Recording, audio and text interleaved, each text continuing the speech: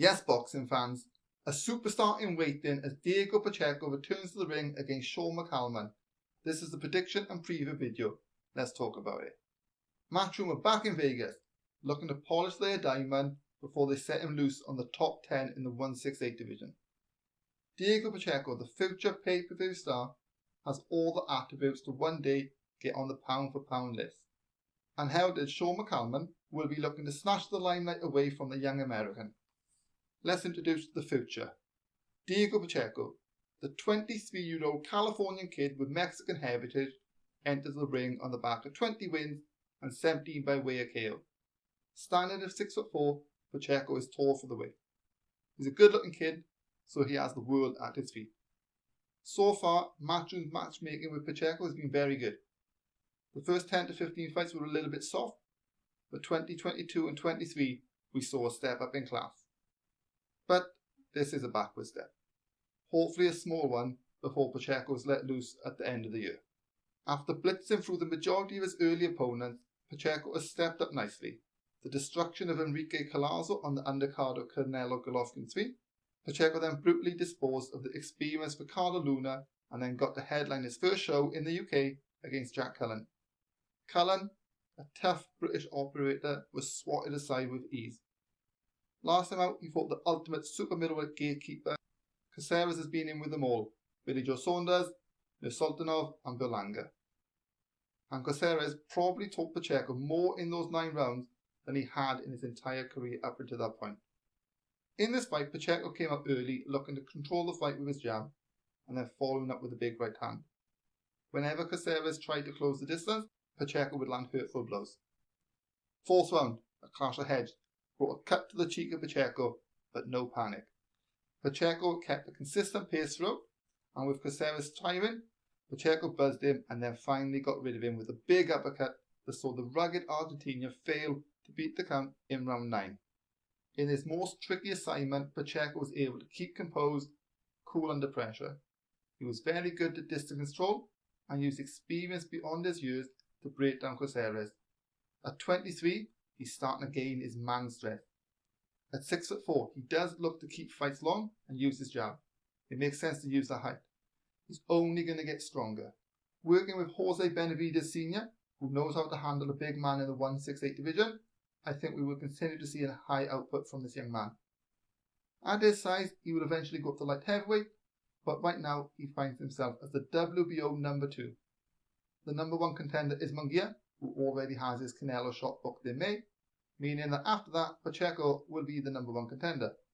There are so many quality names that Pacheco can be matched with. The Benavidez fight won't happen with them being stablemates, but on the Dazn side of things, there's Berlanga, Jaime Munguia, Danny Jacobs. Top rank has Christian Mbali. There's also Sergey Divarenchenko, potentially Bubu Andrade, Caleb Plant, and the scary Cuban David Morrell. Give me 2 or 3 of any of those names in 2025 and I'll be a very happy man with a lot of money and confidence riding on this young superstar. Do you think Pacheco's the real deal? If you've made it this far, if you smash the like button and subscribe to the channel, that would be mega. Now the challenger. Shawn The Amazing McCalman, entering the ring for his 16th fight. He brings 15 wins, 7 KOs to the table. He's a 30-year-old American fighting out of the orthodox stance, but with no real names to be found on his record. I tried to find footage on The Amazing one, but YouTube wasn't so amazing. I found the 12th fight of his career against a 2-win, 2-loss record fighter. In the little footage I saw, McCalman does look sharp, fighting out with a Philly shell defense, but he is ranked 49th in the world with BoxRec. Last time out he had a very credible win against Christian Olivas. McCalman doesn't bring much power nor experience with him to the ring, and I feel he's a cherry pick for Pacheco to look good. Can the Colorado fighter shock the world this weekend? And now the prediction. Yes, I know there wasn't much of a profile on Shawn McCalman, but it is hard to be 100% certain what will happen here, and the main reason for making the video was so I could rewatch and talk about Diego Pacheco. If the video coverage I've seen of McCalman is correct, Pacheco is about to go through him very easily, like a hot knife sliced through butter. This is a future superstar in my opinion, and I feel this is more of a keep busy fight before pushing Pacheco into more competitive fights later in the year and building towards world title shots in 2025. Pacheco is hopefully going to take the fight straight to McCalman and put on an impressive display to get rid of his opponent quick.